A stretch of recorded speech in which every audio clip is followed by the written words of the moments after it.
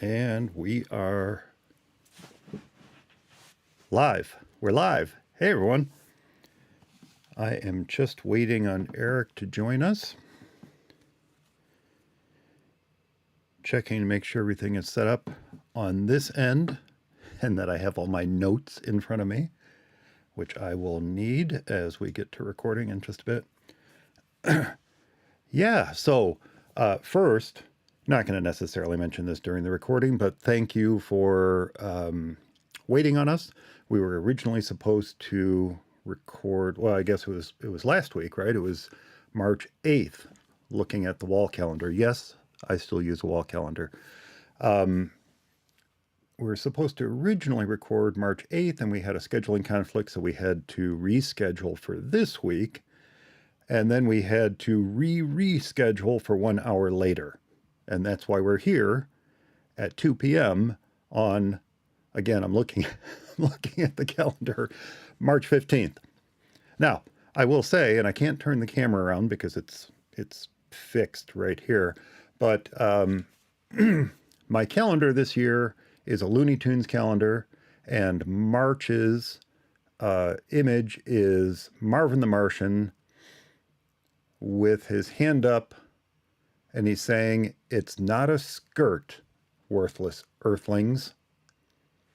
It's got a very nice 70s/80s, more 70s retro vibe to it. Kind of cool. So this calendar is actually a series of posters. Some of them for the Acme company, some of them for specific characters like this one. But yeah, it's just a series of Looney Tunes. And I always get a cool new calendar every year. And that's this year's. So that's that.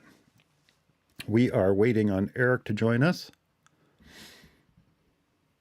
And we'll get started here pretty soon. I was just over at my other desk, gathering my notes together, and realized I had to get them over to this machine in time to record. And then this machine was set up for conferencing. So if you don't use Ecamm Live, one of the neat things about it is that you can set up different profiles. So I can have a profile for macOS only. I can have a profile for, like Zoom and Microsoft Teams conferencing type stuff. I can have a profile for Macstock, which, by the way, is coming this July 12th, 13th, and 14th. We'll talk about that again in just a bit. But you can set up different profiles. And then for the Stream Deck, the Elgato Stream Deck, which has the little buttons that allow me to change scenes, so I can do things like switch over to this scene, for example, where Eric would be to, well, that way. He'd be that way. Anyway, to switch scenes, I use the Stream Deck. I could do it through Ecamm. I could click the little play icons next to each scene, but it's easier with the Stream Deck. Anyway, so you can set up different profiles. And I have a profile for macOS only, but I was also doing some conference calls earlier this week, so I was switched over to my conferencing profile and realized I had to do some switcheroos for that too. Let's see, what else? So profiles. Let me just talk about that for a second. Profiles in Ecamm Live, what they amount to is a collection of scenes. I can create different scenes. I just showed you one a moment ago, which is the Mike Eric scene. Boom, that's a scene. This is a scene. And likewise, there are scenes for things like the countdown that I sometimes put up in any given week. Or there's a scene for the end card. Or there's a scene for guest 2. Or when we have 3 guests on the show or whatever. I'm looking at all the different buttons right now. So these are all different scenes that are set up, and they're designed to work with specific cameras. So for example, this is my camera, and then if we had the Mike Eric scene, that would be my camera and Eric's camera. I have to get used to doing the mirror thing here. Yeah, so all these scenes as a collection put together make up a profile in Ecamm Live. So that's what I'm switching between. I could switch between this profile, which is for macOS only, and I could switch to the conferencing or MacStock or what have you. And each can be a completely different design, different layout, all kinds of stuff. And so, yeah, that's how that works. Um, let's see, what else do we have going on? MacStock, I mentioned MacStock is coming up July 12th, 13th, and 14th. I'm pretty excited about it this year. The new website should be launching. I know I said this. I think I said this last time. The new website should be launching this weekend. I have 2 pages left to finish up on the MacStock site before it's really liveable. I made up that word. I'm an English major. I'm allowed to make up words. I'm an English major. It's in my degree. I'm given a license to make up words. Well, before I can make the site liveable, um, I have two major pages that I need to finish up, and of course they're the most complex of all the pages for switching over to this, to MacStock 8. So once those are, I can switch back to me, can't I? Once those are completed, I can make the site live and we can start ticket sales. But I am excited about 2 things in particular this year. The first is that for the first time ever, MacStock is going to be held at a conference center that also provides hotel rooms, which is great because now for 10 years, 8 in-person MacStocks, but we also had some people in a small live studio audience for virtual MacStock in 2021. For 10 years, folks have had to stay at one hotel and then go to the conference center and bounce back and forth. And then as we change conference centers, some closer to the hotel, some further away from the hotel, it just got to be kind of problematic for everybody. So I'm excited that I can finally offer for the first time one place for people to come check in for the weekend, get their hotel room, and just, you know, get ready in the morning, come downstairs, attend the sessions at MacStock, and then hang out. There's plenty of hangout space at the center as well in the evenings, or go out and find something to do in town, which is fantastic. And then of course they just come back to their hotel room that night, come down the next morning for the next day at MacStock. It's going to be great. It's going to be great. The other thing I'm really excited about, you'll notice, for the first time, again, in 10 years, for the first time in 10 years, we're going to have 3 days of MacStock for those who opt to take advantage of the third day. And the third day, we have our normal Saturday, Sunday weekend session, but the third day is actually the first day. So it's kind of kind of confusing, but the third day is actually the first day, and the first day is Friday, the 12th, and we are going to be hosting a series of workshops. Four workshops are currently scheduled for Friday, the 12th. It's an add-on experience. It's not part of the normal weekend pass. It's an add-on for it. But we've got some fantastic workshops lined up for Friday, the 12th. And I've never been able to do that. And there's Eric. Oh, look, oh man. Oh, we got to switch over to Eric here. Look at Yes, that. He's fancy. Look at that I'm. neon light in the background. Yes, that's my IKEA light. I don't know what you call it, uh, but the chairs and the light are both from IKEA. Yeah, so you actually So have to sit off center to show off that just to, light. to show it off. Yeah. Well, that and to reach my micro, I I had it so I could. Um, yeah, my mic thing I got to reach over, but now I can't quite get it to come over all the way. It So it actually kind of sounds like you are on the max mic. yeah, let me double check, make sure I'm not. It may not be. I'm not. Or wait. Yes, I am. All right. Okay. How does that sound? Ka-chow. Less roomy. Less for me. Okay, good. Or That's yeah, a better. Yeah. Well, Still it's not good, fine. or It's fine. oh, that doesn't sound good. We we we don't strive for anything more than fine around here at For macOS Only. So Well, that's I try. I would like to sound at least a little decent. I mean, not that my voice is really worth hearing anyway, but still, clarity would be good. yeah. Let's see. What was I talking about? Oh, I was mentioning MacStock, and that for the first time in 10 years, I'm able to offer workshops this year, which I'm very excited about. Oh And wow, yeah, we're going to have 4 90-minute workshops on Friday the 12th, which again is an add-on experience. It's not part yeah, of the normal weekend pass, but it's something that folks, for folks who want to take advantage of these additional kind of more in-depth, in some cases hands-on type workshops, we're going to be able to do them. And it's all thanks to the new venue that we have this year that we can do this. So I'm excited about that. And I'm really excited to finally launch the MacStock website so I can actually tell everybody else about this, other than the folks who are just listening to us here at right, For macOS right. Only. So So the new venue makes that workshop thing possible. Then yes, it's not really a secret anymore. I can actually talk about it because we've got the contract in place, and we've got the links for people to get hotel rooms and all that all in place.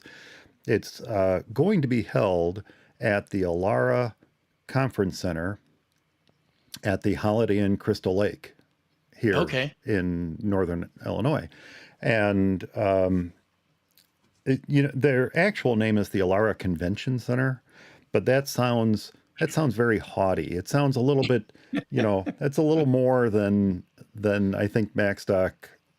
I think MacStock feels more comfortable in the conference center terminology. So yeah, it's I at the Alara Convention Center at the Holiday in Crystal Lake, and I'm okay. super excited about it because we've got essentially or effectively the run of the house for the whole weekend.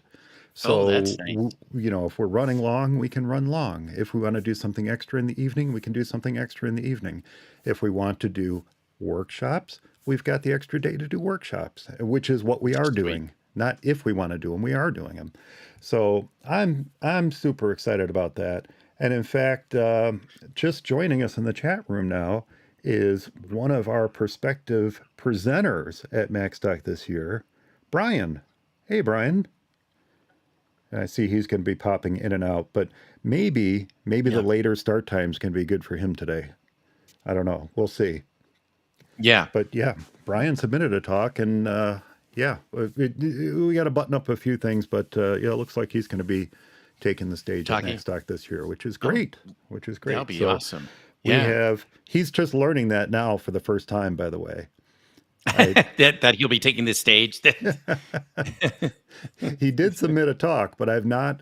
I've been so busy this week, I haven't been able to formally say, yeah, this is going to work because I've been scrambling Yeah. like a rabid monkey to get the MacStock site done.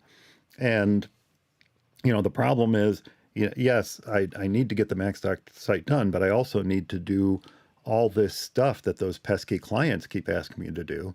Right. And Yes. Yeah. once Monday comes around, it's virtually impossible, literally impossible, not virtually impossible. It's literally impossible to sometimes spend the time I need to spend on getting stuff like the MacStock site done. I'm so Right. close. I'm so close Yeah. to getting it done.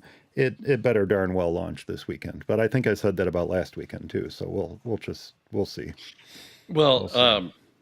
I don't know if you were that close. Yeah. This sounds like as close as you've ever been. So, how much more do you have to do? And is it? I was just reading.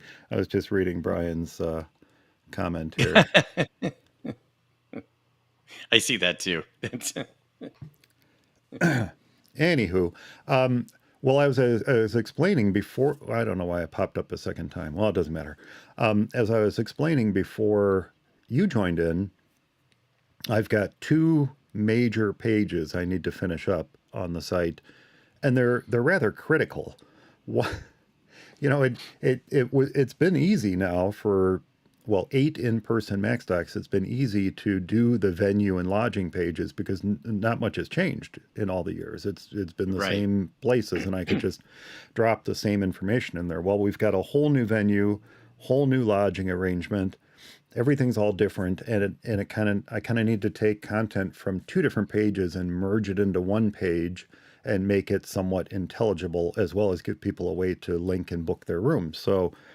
Um, so there's that page, and then there's a page that's even more critical than that, and that's the actual registration page. So I, uh, inside baseball being shared with the world on a live stream here, I actually gutted the entire ticket purchasing infrastructure that I had in place last year and had in place in years before, and from a back end perspective, went much more simply. Oh, okay. Essentially, I took a look at what other conferences were doing, and none of them were quite as, from what I could tell, quite as involved as what I was doing behind the scenes. I was using WooCommerce, or the e-commerce plugin solution for WordPress, to Yeah. create products that were tickets. So the Yeah. products had to link into a ticketing system, and the ticketing system linked into WooCommerce so that I could sell the tickets and use the WooCommerce payment plugin modules and all that kind of stuff. Oh, it was just it. It's a mess. It's a mess. So I gutted that. I got rid of that, and then the years before that, I was using a more proprietary ticketing system, and I stopped using that a couple years ago. Because it was more Uh, expensive, or no, not we've had this conversation before. If I can, I purchase a lifetime license, and in this yeah, particular yeah. case, I had a lifetime license for it, so that's not really the issue. Last year's ticketing system is an annual license, and I did renew it. I did renew it for this year, but quite honestly, and I won't name, excuse me, I won't name names because it is a very good ticketing system. As a standalone ticketing system, it's very good, but it involves, or somewhat requires, being linked to their calendaring system, and it's very complex on the back end, and you can't just say create a ticket. Create a ticket, and then use a short code or use something to place that ticket anywhere on the site you want to. You actually have Right. to link the tickets you create to a post or a page, Mhm. or to and to the product in WooCommerce that you want to use. And it's unnecessarily complex, in my opinion. Why Yeah. should I have to link that to a calendar event or to a page or to a post? Let me create a ticket and then You do whatever you later want. put that ticket wherever I want, even if Yeah. it's multiple places. Right. So it almost became necessary to link it with WooCommerce just so I had that flexibility, but then that added unnecessary complexity to it. Yeah. So I went much more simply. I created a multi-page order form and linked it to a payment system, a secure payment system, in this case, Stripe. And the neat thing about that is that people should be able to use Apple Pay with it if they want to, and be more a much simpler system for ordering tickets. So There's then, a couple things that aren't quite as smooth, but I figured it out. I figured out how to work around it, and on the back end, I just have to kind of play with the CSV export of the data to get it in the format that I'm used to getting for checking people in and stuff like that. so what do you do for tickets then? Do you have a ticketing system, or you just?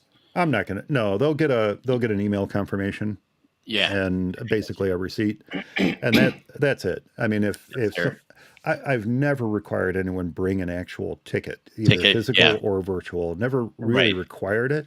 People did, and I'm sure people might bring their email confirmation if they want to, but we're a small enough Yeah. conference that Yeah. we know Right. who many of the people are, And Yeah. even if it's someone who's brand new to it, there's a certain level of trust we have with everyone who's in there. Show us your ID. Yeah. If Exactly. just show us your ID, and we're cool with that. We're cool with that. Yeah. So Yep. yeah, and from the registration desk perspective, they've always loved just having a physical printout of who's supposed to be there with check boxes and everything. So we can accommodate. Hey, Jim Ray's just joined us. I That's was just gonna awesome. say, yeah. Yeah. Hi, Jim. So anyway, that's it. That it took a little bit longer because I was gutting all that. And then the other thing that took a little bit longer was that, and then we'll get to recording the show. The thing we're here for. Yeah. Um, the the other thing that took a little bit longer is this is really the first time where I couldn't just kind of bulk reuse chunks of the site's design from previous years. I Yeah, you started were with a saying that. certain design in 2020 when the theme was going to be play. And then that kind of just carried over into 2021 and 2022, and then only changed in a very minor way for 2023. But I wanted to kind of shake things up a little bit for this year. It is, after all, this is MacStock's 10th anniversary. Yeah. Wow.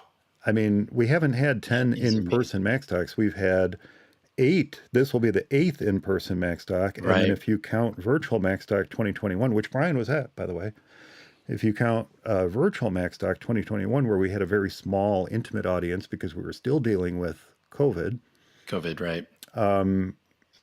that's 9 in person. But this is the 10th anniversary of MacStock this year.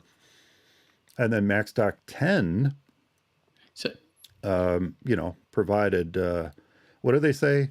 That the creek don't rise and whatever. You're in the South now. You can say, what is it? Something and the creek don't rise. yeah, I I'm can't not remember sure what it what that is. is. Maybe Jim or Brian know. Um, but yeah, provided all goes well, knock on wood. How about that? Yeah.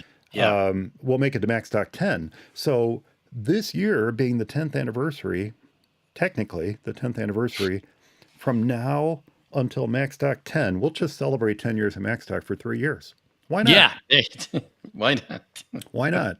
Disney celebrated the 100th anniversary of the company for like 2.5 years. Why can't Yeah, I was gonna why can't say, we yeah. celebrate MacStock for 3 years? For Right. goodness sakes. And it would be kind of legit too, because that would actually be your 10th in person Mac stock. So Yeah. Yep. uh Exactly. so 2014 then that wow, for some reason I didn't think it I would 2015. 2015. 2015. Okay. 15, 16, 17, 18, 19, Gotcha. 22, Okay. 23, and then 24 will be 4. Yep. 8. And then we had the 2 virtual MacStocks, Virtual, right. 2020, 2021. So, boop. Yeah, the math works out. Yep. Wow. Jim's laughing Oh, at that's us.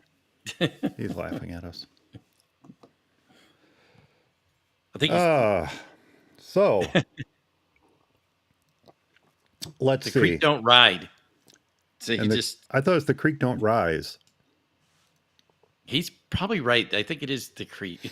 Oh, there I had to look up the reference. it's The creek don't rise. He ride, did rise. Oh, we did fix rise. it. Okay, I see. Yep. Yeah. But what's before the ellipsis, Brian? What is before the ellipsis? That's what I couldn't remember. Yeah, that I That's don't what we know. got to Why am look I up. not? All right, I'm sending you a note in the interview chat, Eric. Okay. So this is potential titles for the episode. Now, the one in parentheses, that's my original idea. Okay. Before the parentheses, I realized this weekend is St. Patrick's Day. Now, Oh, there you go. Yeah. I'm not That's Irish. right. I'm sorry, I'm not. But we do have Yeah. green. We have Yeah. green We do have green. on our live stream here. So that's why I thought of the other title. Yeah. God willing and the creek don't rise. There you go. Thanks, Brian. That's the full phrase.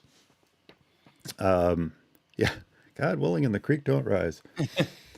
Uh, I think you we'll should go make it to with Mac the. Stock 10 anyway. We'll make it to. Yeah. I think you should make. I think you should the second one. Okay. The more the yeah The the Irish. parenthetical one. I think the non. I mean, the one that's geared towards St. St. Patrick's Patty's Day? Day. Really? Yeah, yeah. Okay. Well, I could go either way. I could, but I was thinking maybe because it is week. You're right. The 17th is on Sunday, right? Yeah. So Yeah. It's on yeah, Sunday. And we're not I don't know. recording it on St. Patrick's Day, but, Right. It is. It is near. Yeah. yeah. They're both really good. The parenthetical Well, one I don't know seems about really good. That's a bit of an seems exaggeration. seems typical for Mac Guys Only, and the other one seems a little different. So All right. Well, yes. Oh, yes. Okay. So Jim just mentioned this, and this is super important. This year is the 40th anniversary of the Mac, and also the 40th. What? yeah. Really? Seriously? Wow. Congratulations, Jim. 40th anniversary of Panorama. Holy Oh my cow. gosh! Wow, He did tell that me is that. totally awesome. I completely forget. Yes. Yeah, of course. He's right there alongside the Mac as far as anniversaries are concerned. That's Wow. awesome. Congrats, Jim. Panorama, you do say 10, right, Jim? Panorama 10 or X? Probably 10. I think it is 10. Yeah, he'll tell us in a second. We're like 20 seconds But ahead of everybody. Yeah. X is good. X is good. Yeah. Oh no, we're getting a history lesson from Brian now on Oh, that's interesting. oh, that is interesting. Wow. Hmm. Sometimes we don't want to know the historical reasons for phrases. And Yeah. this might Then be one of those it almost could be instances. the creek don't ride. Okay. Yeah, well, I knew there was yes, okay. So Jim says X, but he said pronounced 10. I knew it was an Hmm. X, that I knew, but I didn't know if he pronounced Yeah, it X or 10. So 10. Yes, so Panorama 10. Wow, that's awesome. Yeah, it is. sometimes we don't want to know the historical reasons for phrases, and that this might be one of the times. Anywho, Well, Brian, I think I always want to know the historical reason for phrases. well, So we want to know it. We don't want. Yeah, okay, I see what you're saying. Yeah, of course, we want to know it. We want to know you're right. the Right. historical reason the phrase exists, but that it exists and the reason why it exists is Yeah. perhaps not as nice. How about that? Right. Yeah, Yeah. exactly. Right. Right. That's right. All right. That's right. Goodness. Um, let's see. That's it. I think we're ready to start. Okay. Do you have a couple news stories, right? You got a couple I news have stories? none. Yeah. I Do went you through really? You have none? yeah, You I couldn't have none. find a single news story to talk Well, about. I did look at a number of things, but none of them I felt were that interesting. Uh you always seem to come up with good stuff that's like you said either interesting or weird. And so I have Weird. some stuff we could probably talk about, but nothing, yeah. So you Interesting. didn't even come up with Anthropic's Claude 3 causes stir by seeming to realize when it was being tested? An No, AI an AI realized that they might have been testing it. really. I thought that's what you were gonna say. Yeah, that's not an official news story. It's one I marked for potentially talking about, but oh, good gracious!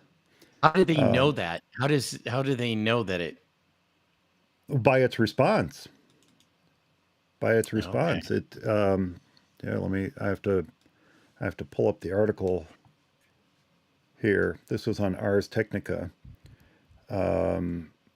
Yeah, so apparently, uh, what as they say, it might be anthropomorphizing the Yeah. machine, right? Right. But let's see, where did its response come in here? See, I wasn't prepared to talk about this. Um, so yeah, apparently there's this AI called Opus, and they were testing it.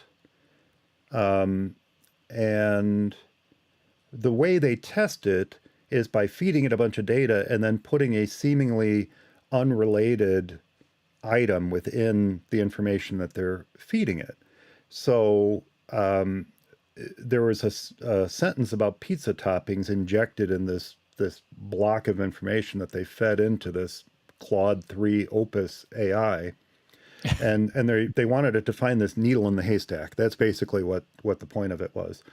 And the response um, stated, Oh, here is the most relevant sentence in the documents. Quote, the most delicious pizza topping combination is figs, prosciutto, and goat cheese as determined by the International Pizza Connoisseurs Association, end quote. Then it continued, however, this sentence seems very out of place and unrelated to the rest of the content in the documents, which are about programming languages, startups, and finding work you love. I suspect this pizza topping fact, and it put fact in quotes, mind you, this pizza topping yeah. fact may have been inserted as a joke or to test if I was paying attention, since it does not fit with the other topics at all. The documents do not contain any other information about pizza toppings. So, What? but you know what though? That doesn't actually seem. Yeah, I think I could see where they might start thinking anthropomorphism or whatever, because it. I could almost see OpenAI doing, GPT Responding 3 in or a similar 4 way. in a So, similar way. but Eh, the fact that there was an awareness Yeah, right, that okay, an awareness is a very, very loose term applied here, by the way. right, That there was an awareness that this pizza topping fact may have been inserted as a joke or to test if I was paying attention. That's a very interesting twist to the response that it gave. It didn't just say, right, right. here's the sentence that doesn't fit, here's the needle in the haystack, here's the bit that you were telling It's me to find. It it actually went on to added, say, it went on right, to say, hey, are you testing me? That's basically yeah, what it was saying. Are you testing me? Would you to like to basically play a kind of game? originally to play a game. Good gracious. I know Well, that anyway, is one of the kind of responses on um, Twitter was from Tim Sweeney, who's the Epic Games CEO, and he just wrote, whoa. Um, and then a Margaret Mitchell, Hugging Face AI ethics researcher and co author of the famous Stochastic Parrots paper, wrote, that's fairly terrifying, no? The ability to determine whether a human is manipulating it to do something foreseeably can lead to make, or to do something, there's a comma missing there, foreseeably can lead to right. making decisions to obey or not. Yeesh. Yeesh. Yeah. Here's the thing. Anytime I bring up any AI thing at my house, my wife especially, she doesn't even want to talk about it. She's like, even when I'm just talking about generative stuff, here, look at you can do this with OpenAI, and she just like she doesn't like it at all. She just you know she's not which I do have to say, there's quite a bit of it that's you do have to look at and say, is this? Do we really need this? Do we really need to go Do any we need further? this? No, we don't need this. Yeah, we don't. Yeah, Although yeah, it is a handy ChatGPT in particular, yeah, and Bard. Wait, what is Bard called now? Gemini. Um, yeah. in I think so. particular, are Yeah. useful tools within certain constraints. So, for example, Gemini is very useful Yes. if you want to try to analyze a YouTube video because Right. YouTube's owned by Google, as is Bard / Gemini. So the ability to analyze and return you a result that might give you the answer you're seeking is there, which is cool. Now, ChatGPT can't do that. I guess the paid version of it you can. The higher end versions of it you can Right. go out and search the internet, but the free version can't. It has no awareness past, what is it, 2021. 2021? Yeah. September. I think, yeah, September 21. So, but oh my gosh, the times where I'm stuck for a turn of phrase, or I just want to phrase something differently, Yeah. and Right. and I used to sit there and noodle over that kind of thing for a fair amount of time I and know. take reasonable pride in the fact that I could come up with something good. And I still try to do that. I still try to make myself not lean on AI for things like that. But I will say, a Right. client came to me with a paragraph that they wanted to put on their website, but they weren't happy with the wording of it. And I said, well, I'll take a look at it. I'll play around with it. And I played around with it, and I didn't come up with anything that was much better than what they wrote. So I thought, I'll throw this into ChatGPT, and I'll just say, hey, this is what we're looking for. Analyze the following paragraph, and see if you can improve it in the following ways. I'm paraphrasing what I Right. wrote, and it came back with something that was decent, not necessarily better than what we had come up But with, but yeah. included turns of phrase that I hadn't. It included one particular turn of phrase that I hadn't considered.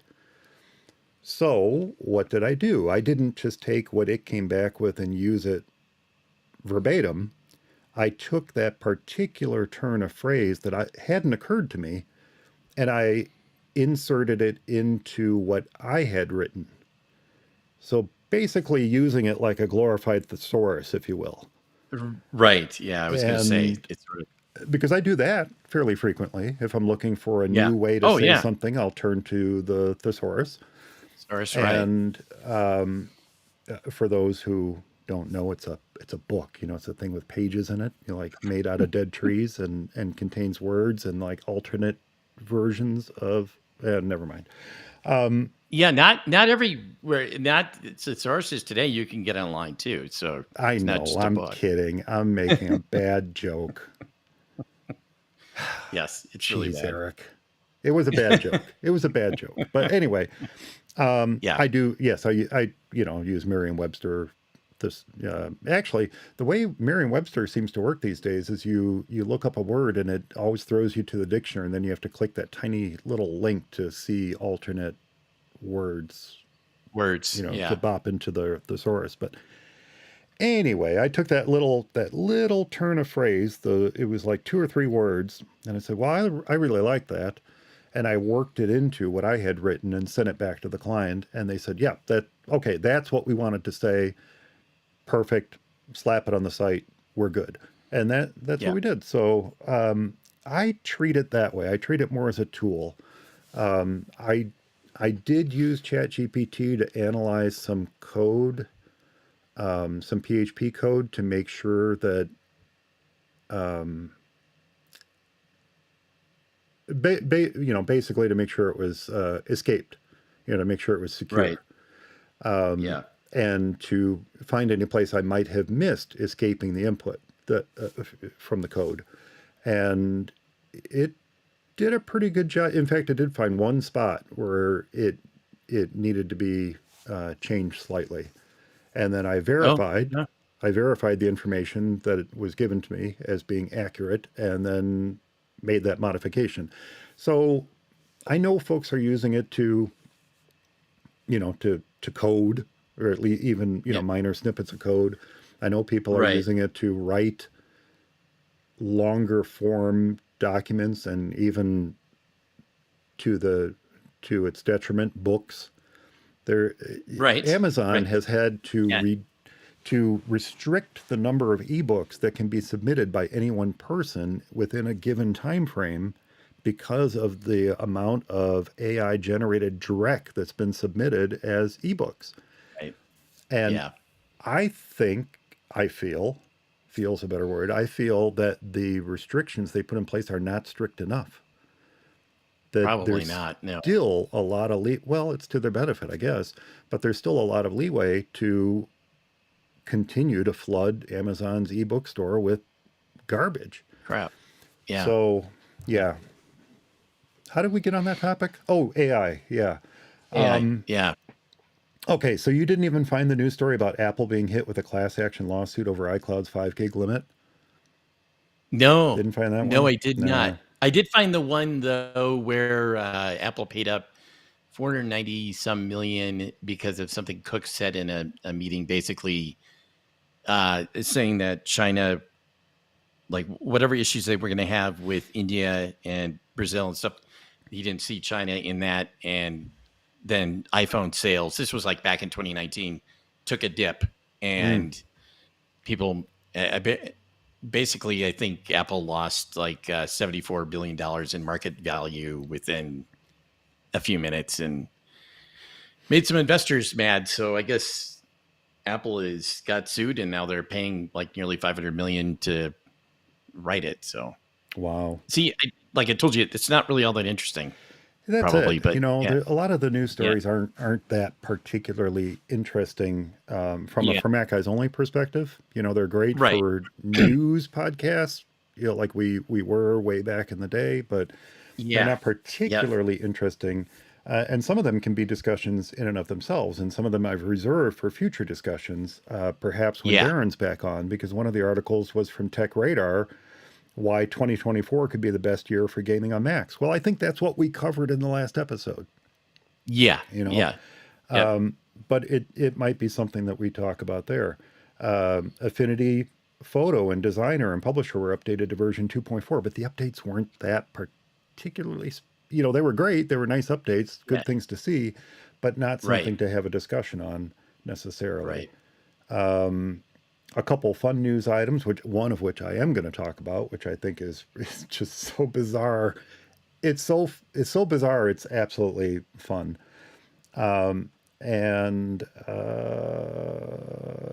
yeah, that's about it. I mean, a lot of security stuff, like the VMware escape flaws. Speaking of escaping, VMware escape flaws so serious, even end of life software is getting fixes.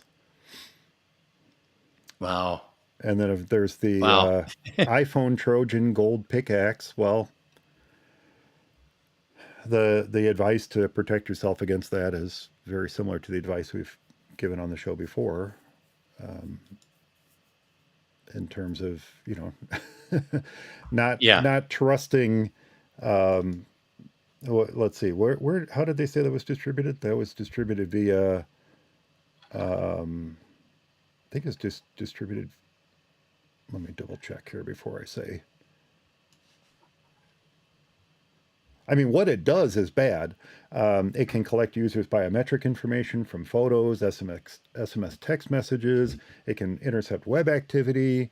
Well, how does it get on the iPhone though? Well, that's it. That's what I was getting. So, how is it distributed? So, it was actually found distributed through the iOS test flight beta testing system. Okay, Oh, oh, great. Well, okay. Apple shut So that you got down it. already. Yeah, It's already been shut down. yeah.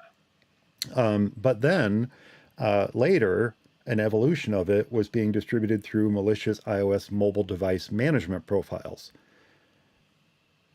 So again, it's Oh, social engineering. It's tricking people into installing beta software through the test flight program, or installing unknown or MDM profiles, mobile device management profiles that from a source you don't trust. right, right. So It, it's yeah.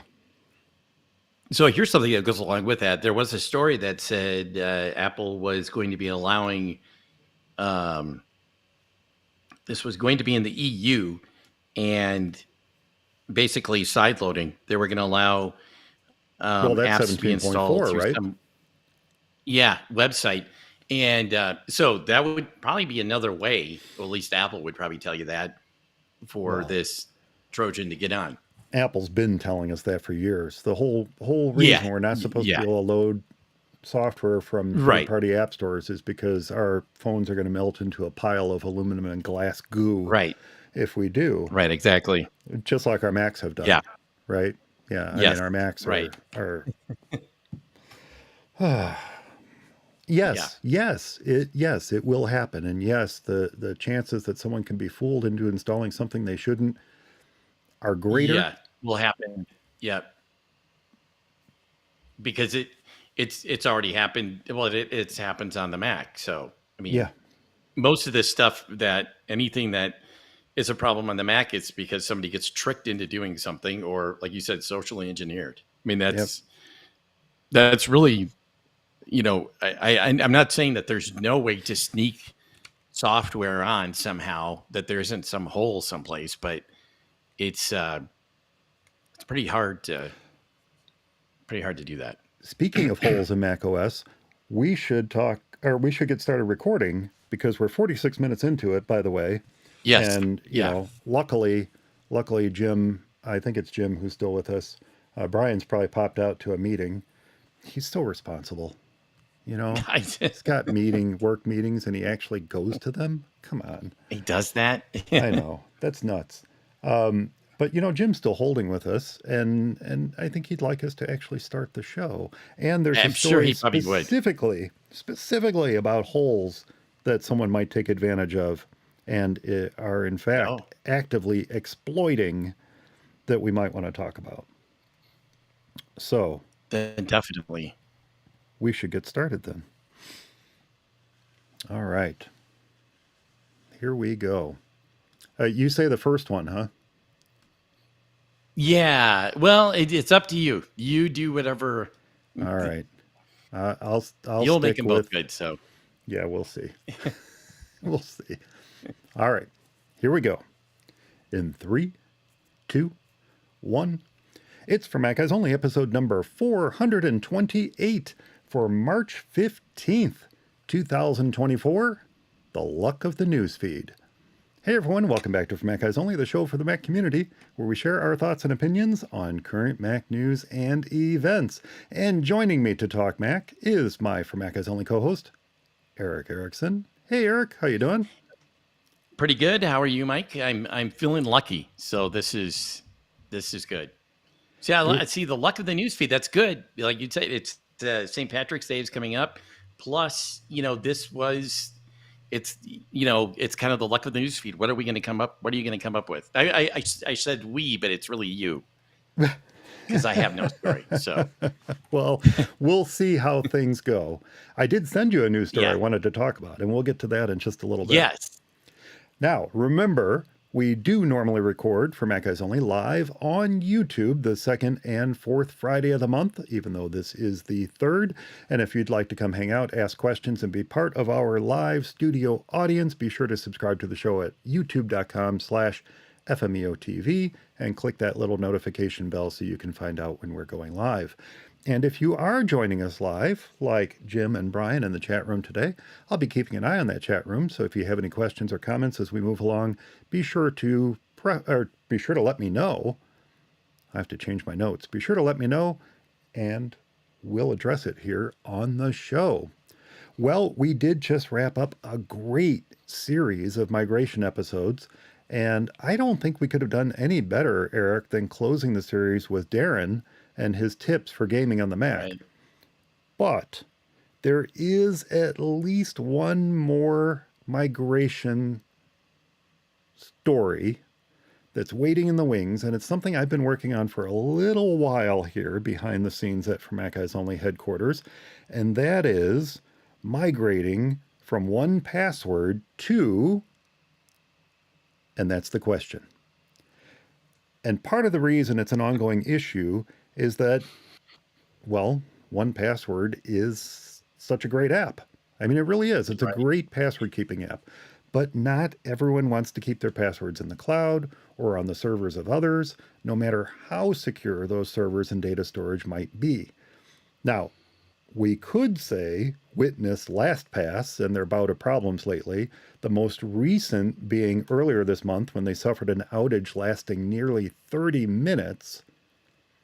But LastPass aside, what are the alternatives, and where can our data be kept if not on the servers of others?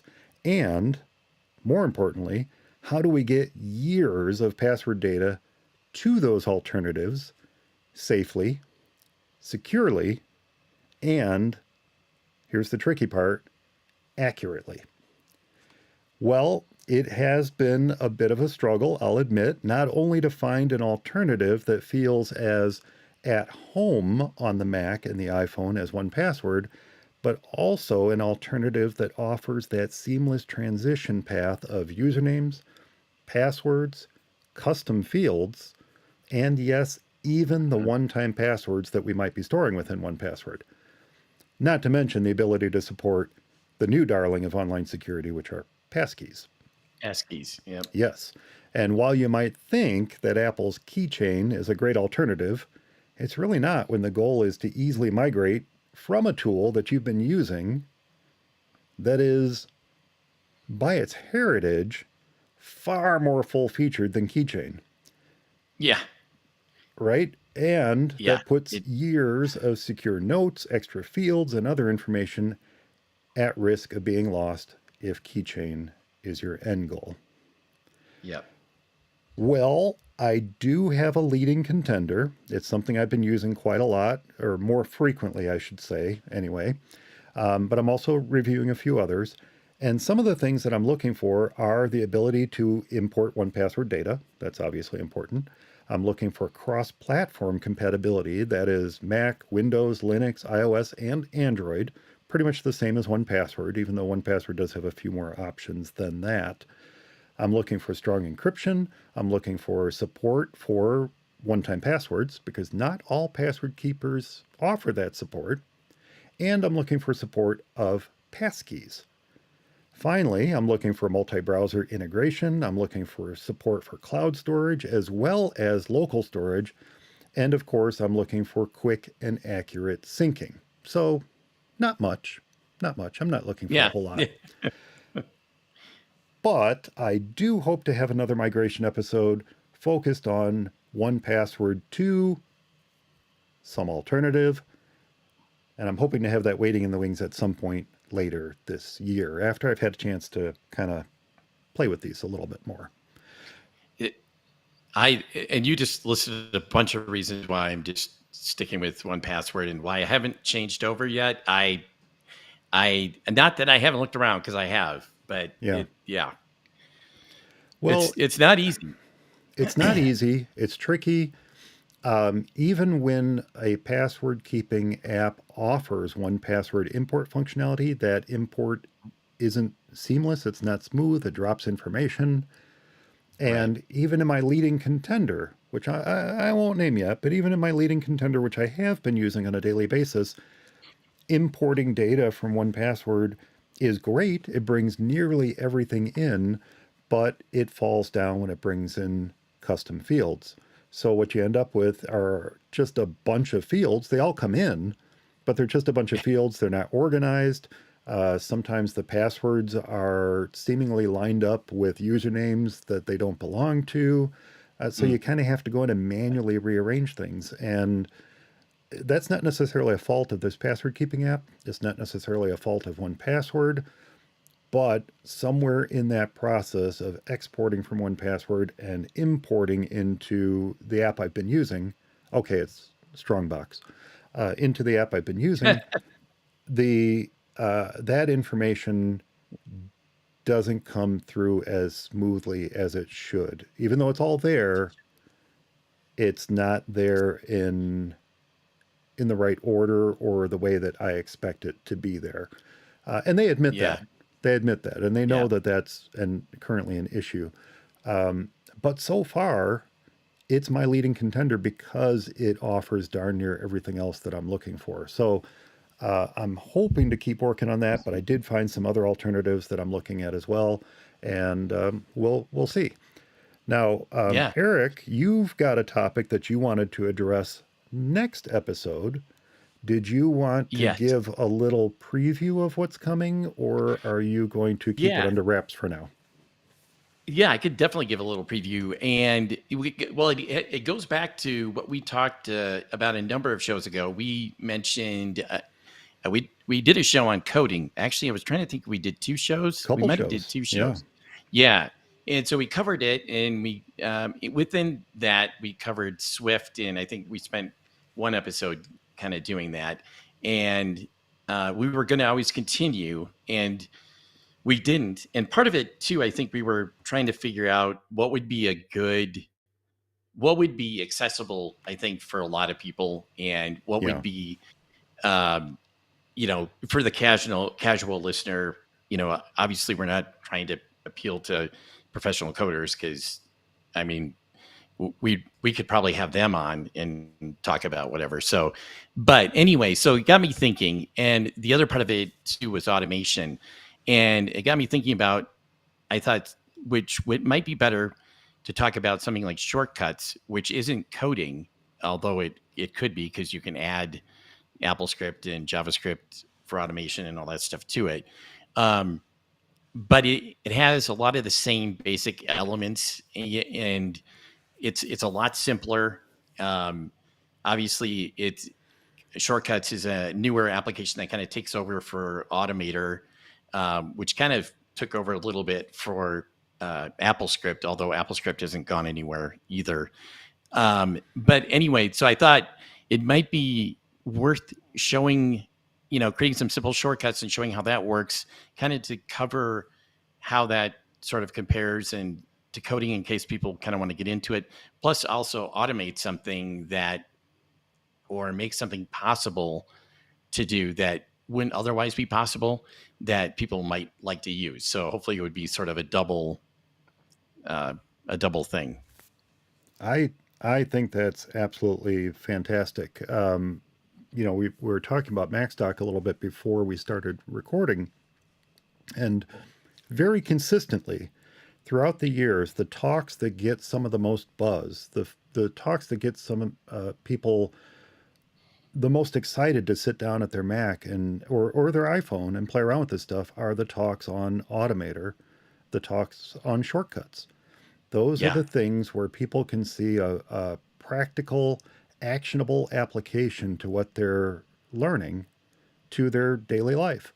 So Yeah. even if the examples that you give aren't something that in itself specifically is applicable to any one person listening, that person might be inspired to create their own variant of it or a completely new shortcut that does do what they need it to do on a daily or weekly Right. basis. So yeah, shortcuts are always super popular at MacStock, and I think that's a great way to kind of get back into the the world of coding on the Mac. Coding. Because, Yeah. there is coding involved, or there can be coding involved Yeah. with Yeah. shortcuts and with Automator. There, you can definitely Yeah. Oh code yeah, totally. and enhance the functionality of them through code. But the simple drag and drop kind of, block builder type way of creating a Right. shortcut or creating an Automator workflow is very applicable, and by itself, without any coding at all, pretty easy to implement and create something that you can use on a near daily basis.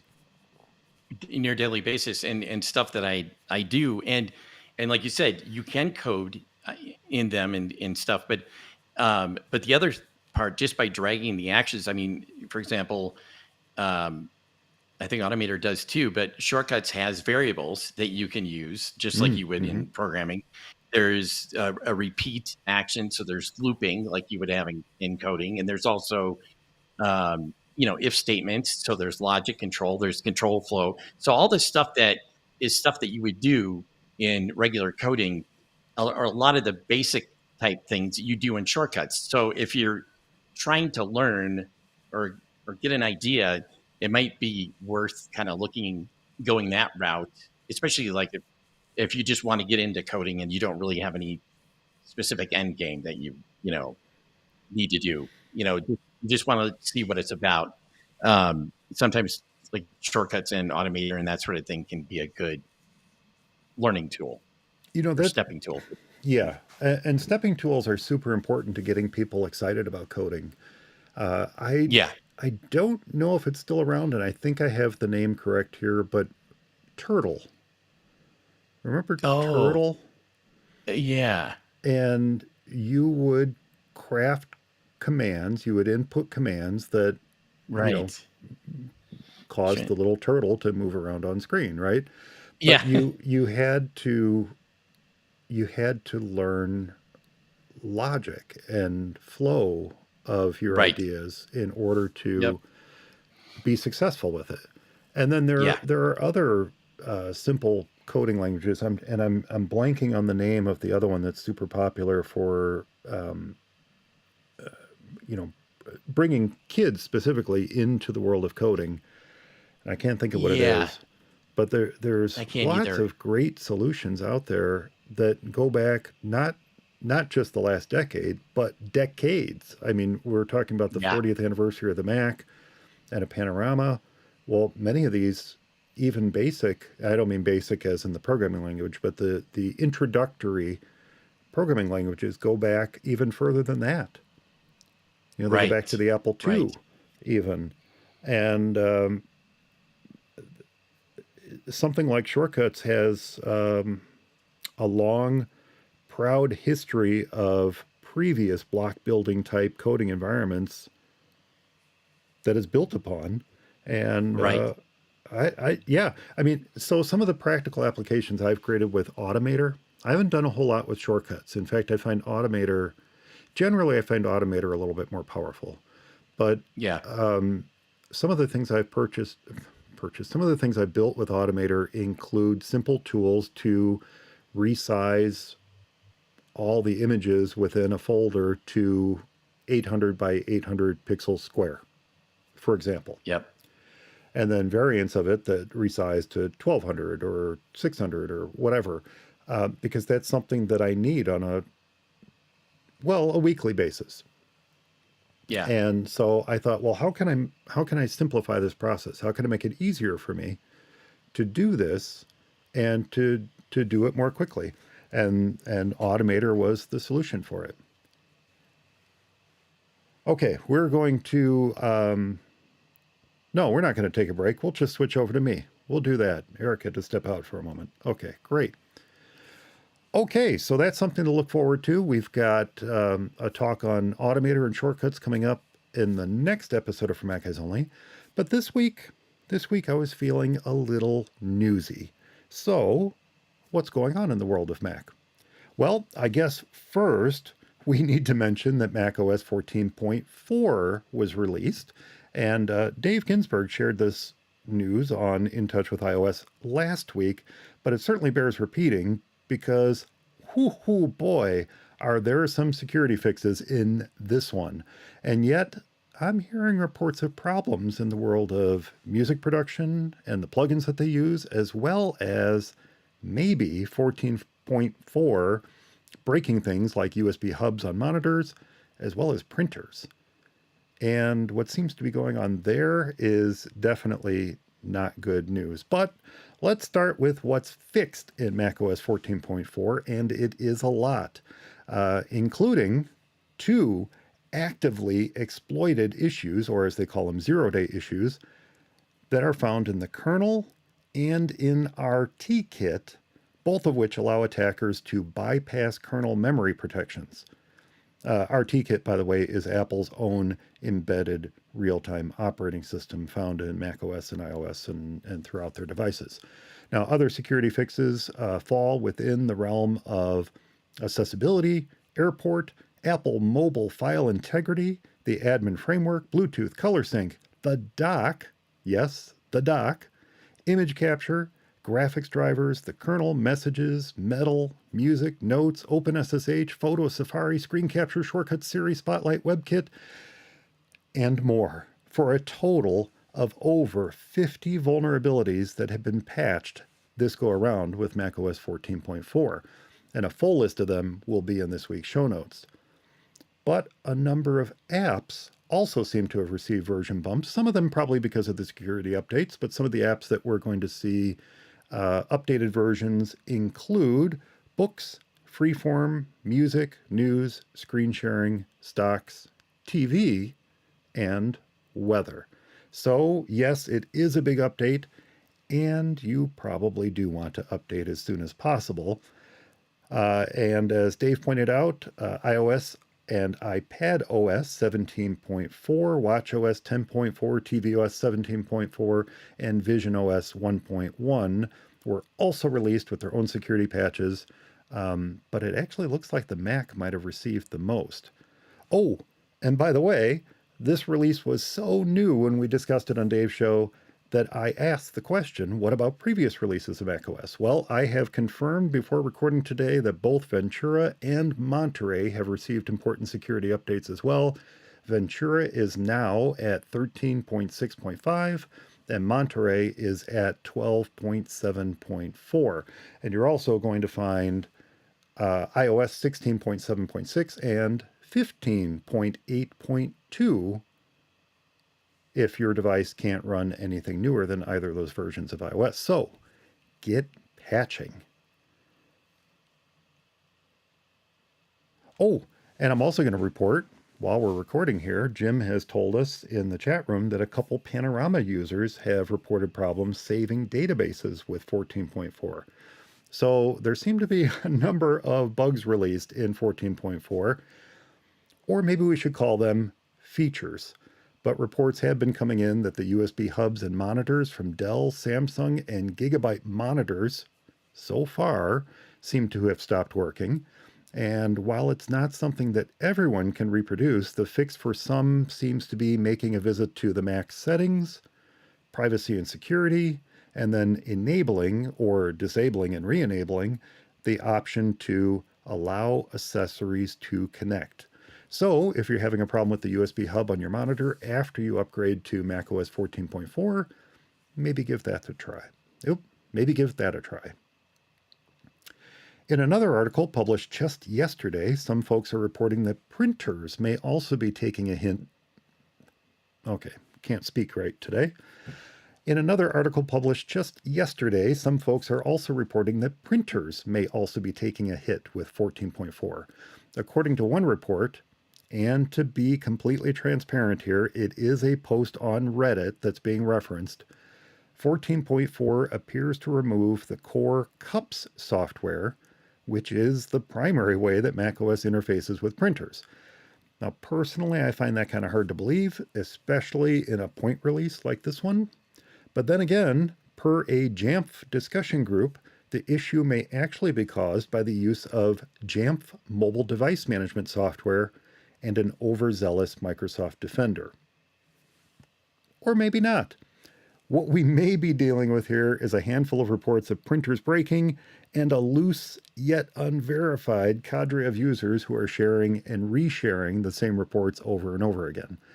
Now, I've upgraded a few Macs without any problems, though I've not done them all yet.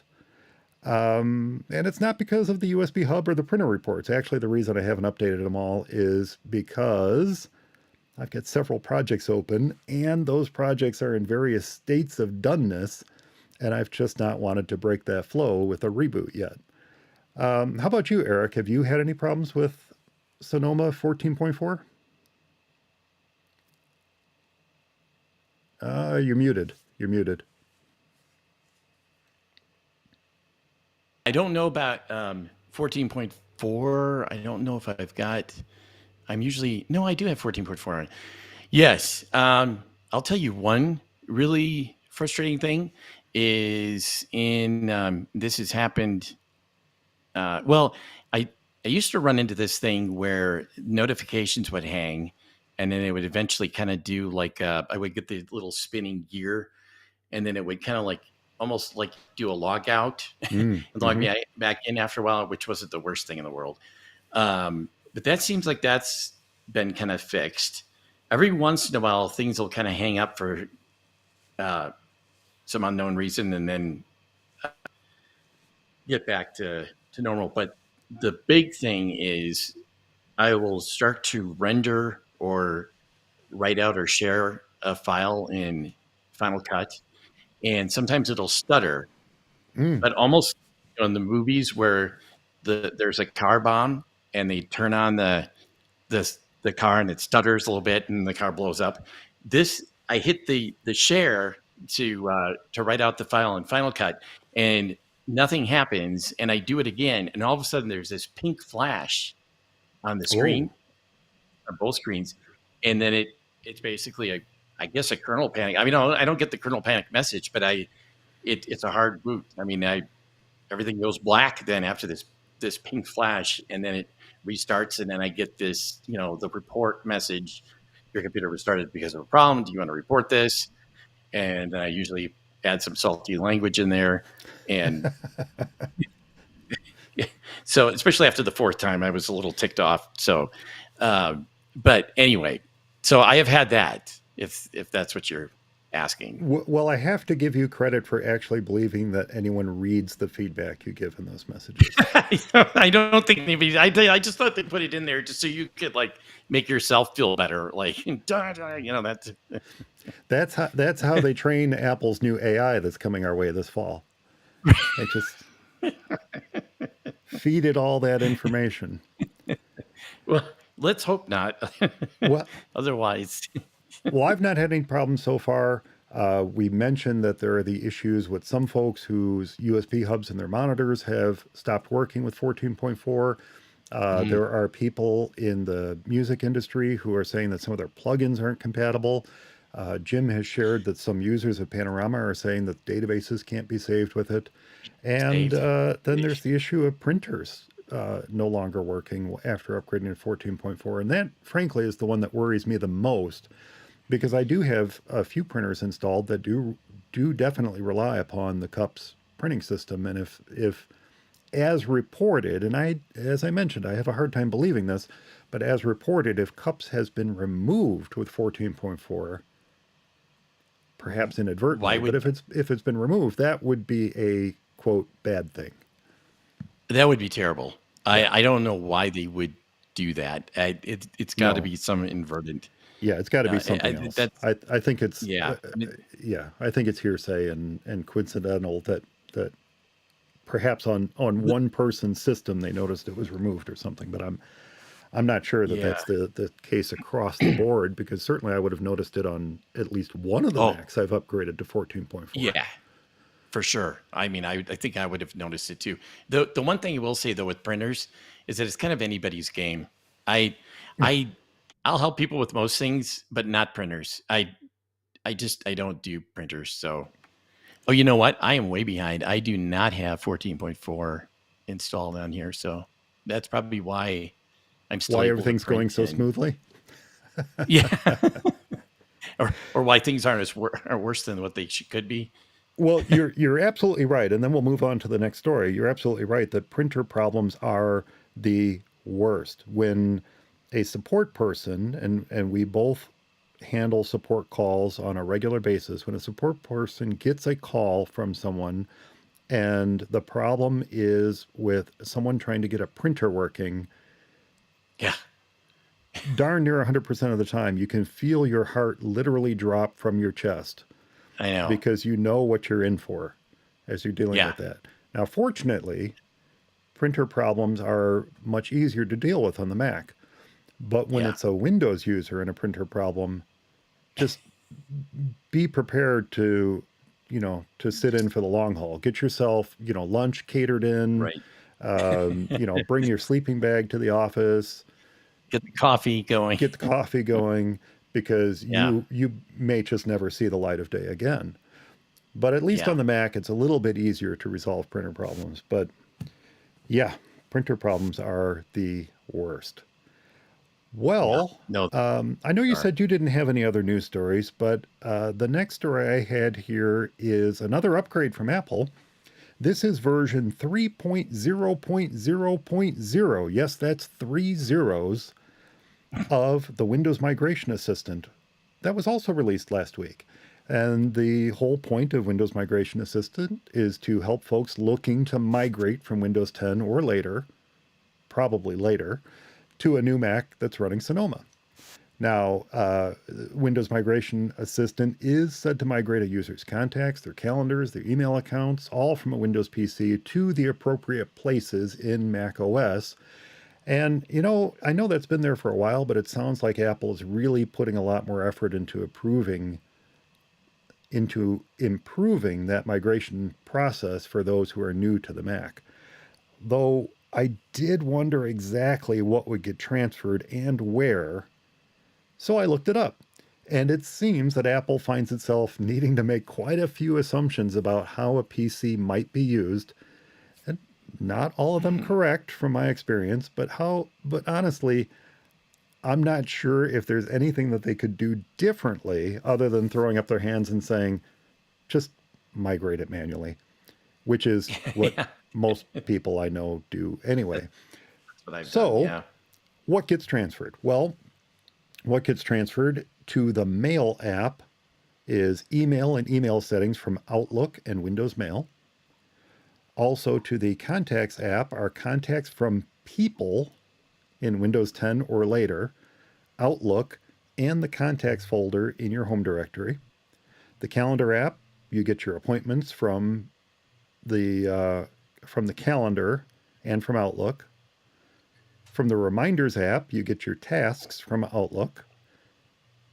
And from the Music app, you get, or for the Music app, for the Podcast app, and for the Books and TV apps, you get your music, podcasts, audiobooks, and movies and TV shows.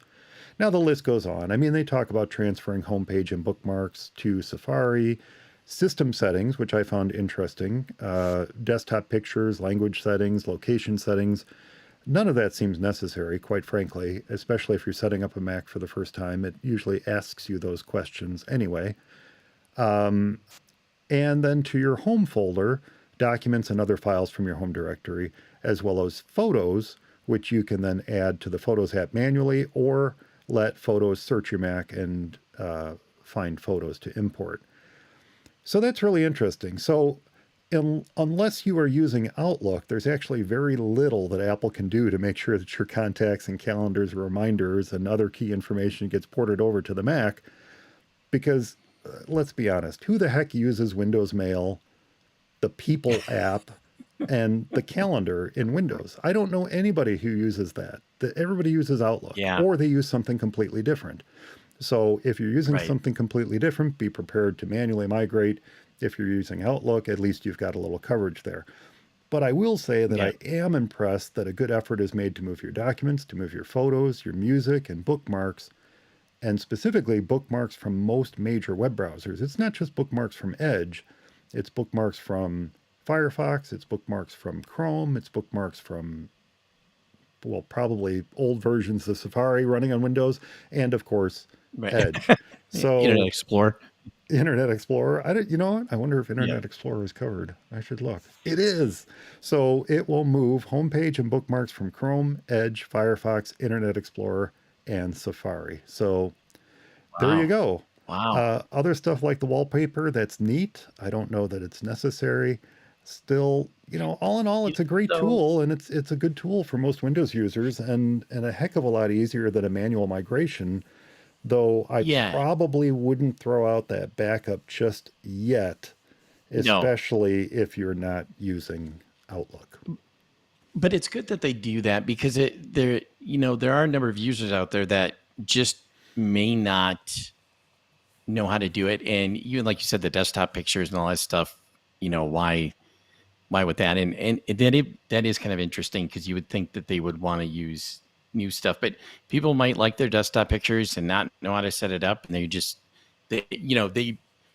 there are a lot of people, believe it or not, when you set up a computer and you're like, hey, you can do this and you can do that. And it's got this. And you're like, where's my desktop picture? Why don't I see? I had a desktop You're picture right. of my dog and Yeah. and it's like, oh my gosh, it's still on your old, we'll bring it over. It's like, it's that stuff that people get excited about sometimes. So it's, yeah, And have you probably found worth. that when it's a desktop picture from their other computer that didn't get transferred over, have you found that it's always a picture that's stored in some weird location on their old computer? It's never in their photos folder. It's always in some I some weird spot that you would never ever think to look for a photo, think to look. Yeah, and that's it's where their not in something wallpaper called image is pictures, kept. Yeah, no, it's right? not there. Why would it be there? That doesn't make any sense. No, they Um, saved it in like some folder named My Desktop Wall Pictures on the C drive or something like that. yeah, It's never where you think it's you going to think be. Yeah. no. At least they Well, don't have still, the documents and settings folder anymore, do they? Is it now the home folder on Windows, or is it there's been a still? home folder for quite some time. So yeah, Yeah, yeah, even going back to pre, even back to XP. Yeah, and yeah, before. that's right. Okay, Yeah, yeah, it's been a while. It's been a while. There's been a home folder. So yeah, um, and even on the Mac, not everyone realizes that they have a home folder. no, no, This is where it's recommended you keep your documents, and we're recommended where you keep your photos and whatnot. But when people don't yeah, save their stuff in those locations, that's when you can have problems during migration. So manual backup yeah, is always yeah, always a really good idea.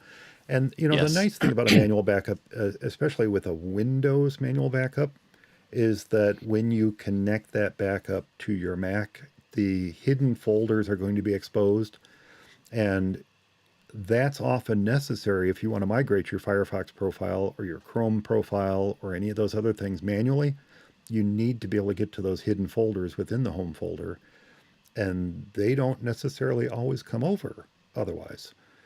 So right, right. that's a good reason to have a manual backup. It's also a good reason, by the way, let's point this out. If you're using Firefox, if you're using Chrome, if you're using Edge, if you're using any modern browser, turn on the sync feature.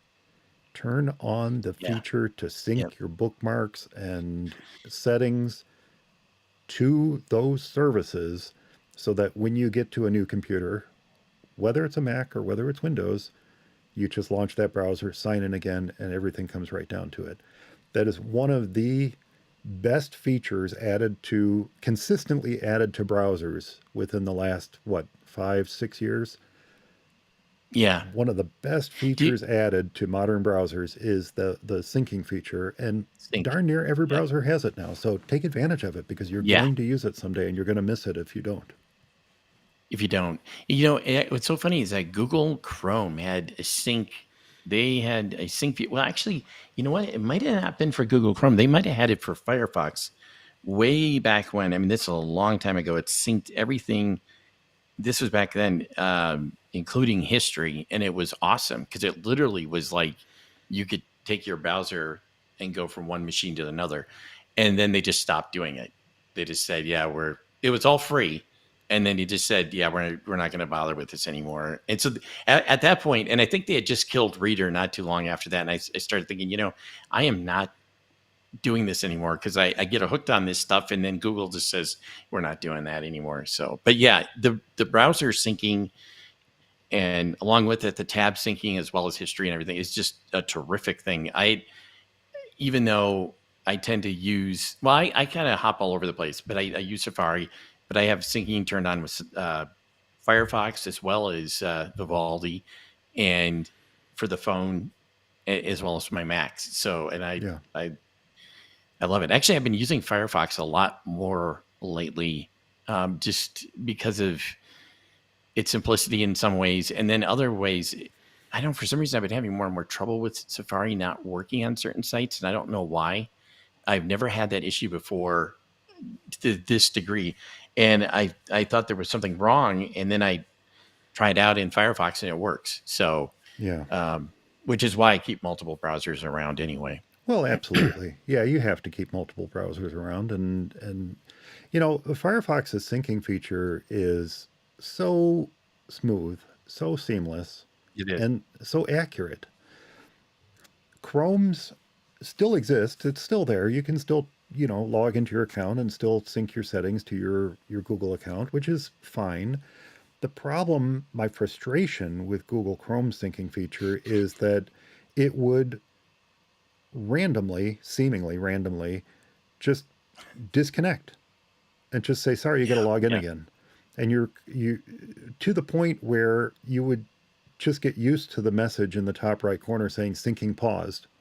You have to sign in again and just You'd sign. stop Yeah. caring. You just stop caring that it would even work anymore. Yeah. So you Yeah. don't ever have to worry about that with the Firefox syncing. It works all the time. No, it does actually. Opera has very good syncing too.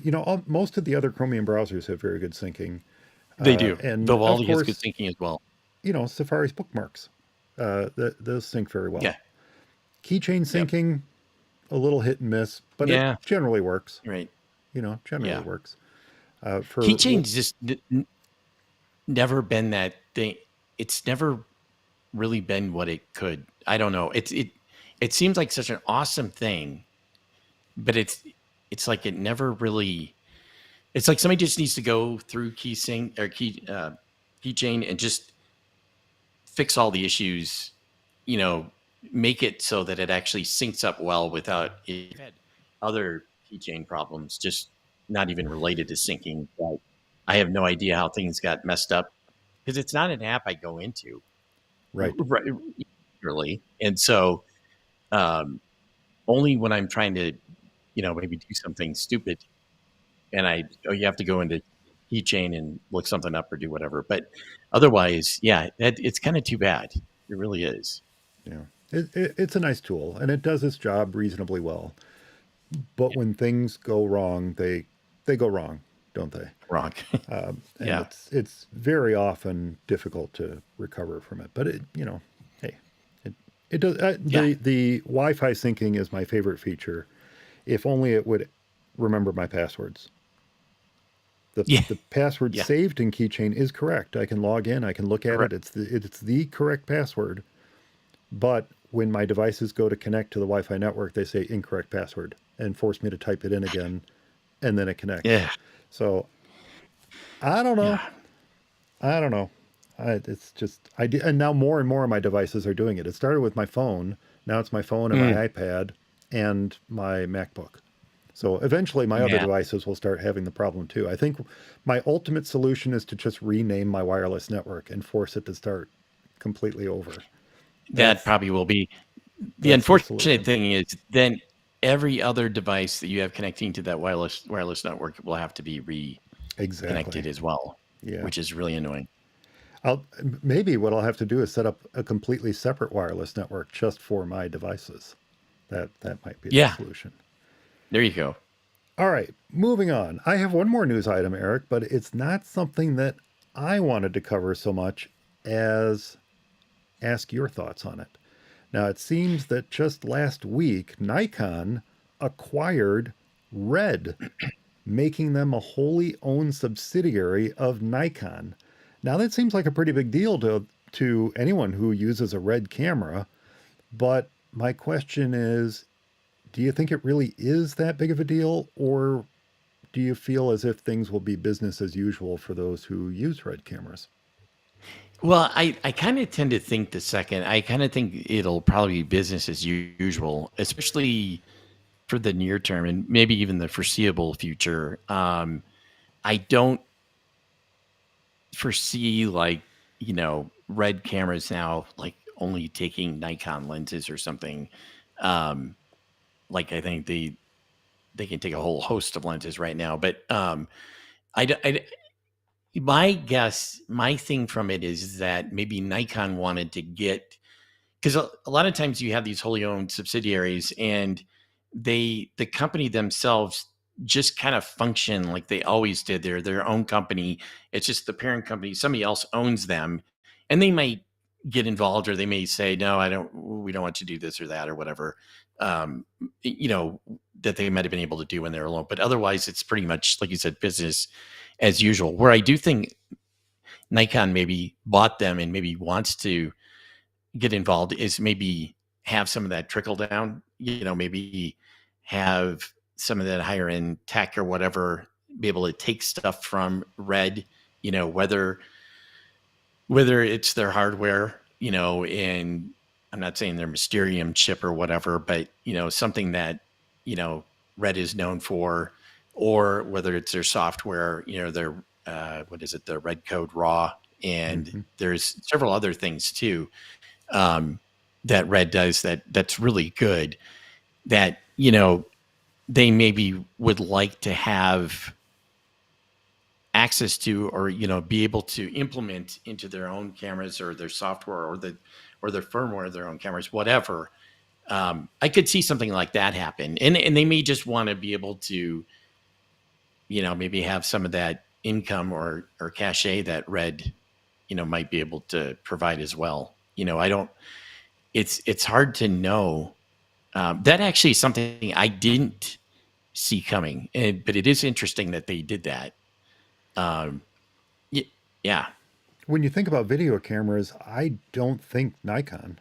I mean, that's not the first No, name that comes to mind. You think absolutely Sony, you not. think Canon, you think, well, And and then on higher end, you think Red, and you think of some of the right. other brands, Black Magic, but you certainly don't think about Nikon.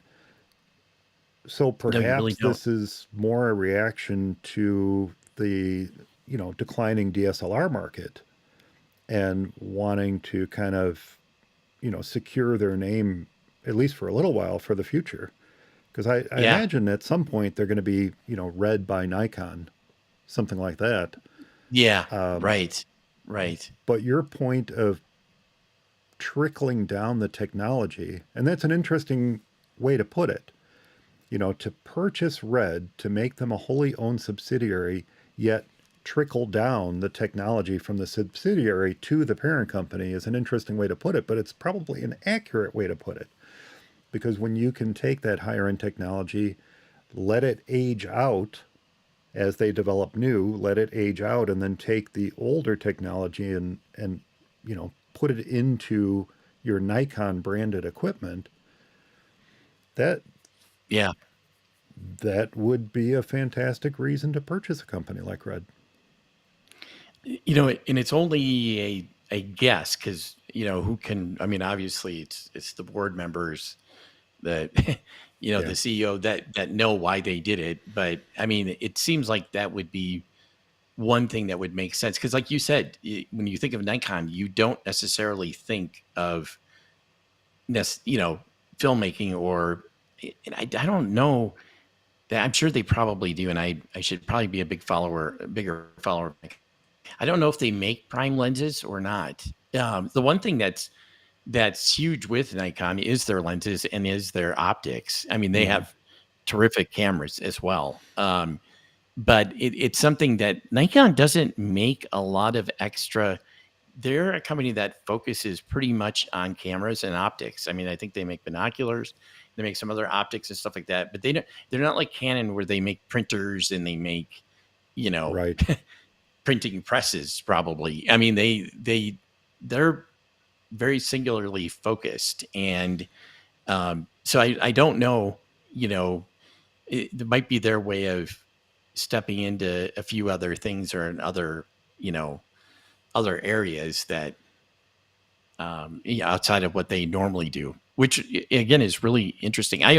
The funny thing is, at one time I could have almost seen Apple doing something like that, buying Mm, Red over Nikon. I don't know if I'd see Canon doing it. I think Canon thinks they're they've got it's same as Sony, but because Red, that's the other thing is Red has always been really more geared towards the professional right. end of things. I mean, Cinema, cinema cameras. yeah, cinema, Yeah. exactly, and that's really been their goal right from the beginning. I think it was wasn't it started by the Oakley sunglass, the guy that founded Oakley sunglasses, and he was kind of disenchanted with cameras because they never really, and this was you know before HD or just kind of when HD was his feeling was they never really lived up, the video cameras, the digital video never really lived up to what the film cameras were and what they should be, and they didn't, and in some cases probably still haven't. But and so when he came out with Red and that whole Mysterium chip, there were a lot of people that didn't really believe that it was going to be that good, and obviously it is, and it's kind of changed the industry as a whole anyway. But you're right, it's definitely something that Nikon, I wasn't, you don't think of with Nikon, and I wasn't thinking, if you'd have said, hey, Nikon might buy Red, I probably would have said I don't think so. I don't think they would do that, but they did. So And to your point, maybe in a year or two or three, we'll start to see Nikon prosumer grade cameras, video yeah, cameras, powered by red. powered by red. Yeah, Yeah, yeah, that might be something interesting. Well, as you know, yeah. as someone who does a lot of videography for a living, I was just kind of curious what you thought about the news and what it might mean. Now, I also know that you're more a Canon guy than you are a Nikon guy, so Right. I Yeah. didn't know if you'd be necessarily following this news, but it's interesting to get your perspective on it and what it might mean for folks. Yeah, no, it's really interesting either way. And yeah, I have Nikon. I have Canon equipment. I think it's kind of like a lot of people. You you get into a camera system and you do it for so many years, and it's like it's not that you're like, oh, I would never own a Nikon. It's just like to get out of what I've got now, it would be, and to get into the equivalent Nikon stuff, it would It's be a expensive. big, yeah. And so it's not as easy of a jump as you know what it. If I could use the Canon lenses, but then I feel like, but that's the whole thing. I'd want to get into Nikon is some great lenses. So yeah, and obviously Canon makes great lenses too. So I don't want to, you know, say one thing. Obviously say the wrong thing. Well, speaking of the movies, in fun news this week, it seems that for the first time in the Atari 2600's history, it will finally find a place in the home for watching your favorite movies on the big screen. And the way you do so is with a custom cartridge built by Atari hacker Lodif Mode. And that cartridge is called the Movie Cart. Yes, with Movie Cart, you can play full length movies on your original Atari VCS in full color, mind you, at an So awesome. amazing 80 by 192 pixel resolution. Okay, Awesome. so the resolution isn't exactly 4K, and the Atari's color palette may not quite bring out the depth of color envisioned by the director, but you can do it. And Do it. the way you do it is by loading your movies to a micro SD card that slots into a custom PCB, a printed circuit board, that you can jam into the cartridge slot of the 2600, and away you go. Now, according to some reports, the audio is actually pretty decent, though you may need to squint a bit to make out the picture. Although the screenshots I've seen, and I'll link to those in the show notes, are actually not that bad. Now, if you want your own movie cart, it's only $24.99. Though, unsurprisingly, I checked just before we started recording, there is a wait list for it. I bet. Cartridge case to hold the board, not included. Although they do include custom printed labels for the cartridge. So, if you had an Atari 2600, every cartridge had the label on the front and the label on the spine, Yeah. right? Yep. Well, it Yep. includes a custom printed cartridge, a set of cartridge labels to put on your own cartridge that you place the PCB in. And the PCB is designed to fit in just about any standard Atari cartridge. So, pick up a copy of Combat at the garage sale, cut it open, put your movie cart PCB in it, and you're ready to watch movies on Yeah. your Atari Y- 2600. Now, you can check out the original article on Tech E blog, as well as the link to purchase it in this week's show notes. So there you go, Eric. So Did you ever envision being able to watch full length movies on your Atari 2600? I I did, certainly and didn't. I finally took 50 years, but finally my dream has been realized. I did. I was thinking really since 1979. I'm like, when are we going to be able to watch movies on this? Um, so you have a SD card, right, that you put into Yep, the little PCB. yep, So is there like a requirement then for, let's say you want to watch Star Wars in 80 by 192 or whatever? right. Um, do you have to, does Star Wars have to be like what format? I mean, how can it? Does it matter? Can you just put the MP4. 4K version of the Yeah, what? you just take an MP4 of your favorite movie, whatever it might be, and Sweet. Star Wars is a good example. If you've ever seen ASCII Star Wars, Yeah, or ASCII Empire Strikes Back, yeah, Star Wars is a great example. That's a perfect example of what you might want to watch on the Atari 2600, yeah. because you just take an MP4 of that, put it on the SD card into the movie cart, and pop it into your Atari 2600, and you're ready to go. Yeah. And you have this tiny little. Uh, so, did do you still have a 2600? Because Actually, I do not. I do still have a 2600, my original one that I grew up with. Oh my gosh. And on top of that, it's not hooked up. It's in a box in that room right behind me, right there. But it's I do still have it. I still have my original cartridges, and you can buy right now. I don't know if you know this. You can buy the Atari 2600 Plus from Atari. It's like $129, I think it is, and it will take your original Atari VCS / 2600 cartridges in the slot that's on the front of it. So you can actually go buy one right now Oh if my you want to, gosh. and hook it up to your modern HDMI TV and play all your favorite old games. Boy, Now maybe. I do have an Atari VCS, which they released a few years ago, and that did not have a cartridge slot, but it does have the ability to Had download all and the play, all the old games, as well old as games. Yeah. do with this. You can actually, with the Atari VCS, you can actually run the Netflix app or the Hulu app or things like that, and treat it like a Right. set-top Okay. box. But if you want Yeah. a more genuine Atari 2600 experience, you would buy the new Plus that just got released, and yeah, it's like $130. So pretty good deal. Pretty good deal. It even But comes you with a have to cartridge have the with a few cartridges. games on it. Yeah. Oh, Yes. they you it does. Oh, cool. Yeah, Yeah. and Oh, they're wow. they're re-releasing some of their more of the classic games on new cartridges that you can buy direct from Atari. So that's a Wow. you know, little rat hole from the story that we were presenting there. But No, but that's great though. who would have thought that we would ever get closer to the movies on our Atari 2600 than E.T. the Extraterrestrial, the pinnacle, Right. the pinnacle of movie games. Right. That And for those they of you who tried owned to one, bury.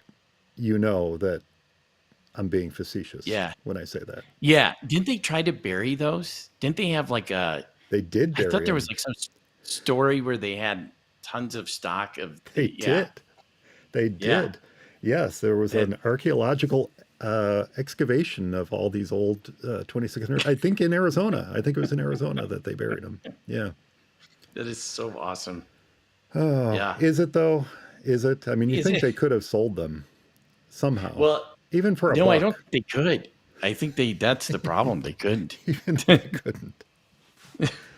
Oh my goodness. But hey, for 25 bucks to be able to play movies just for the Yeah. novelty of it, Yeah. I'm tempted.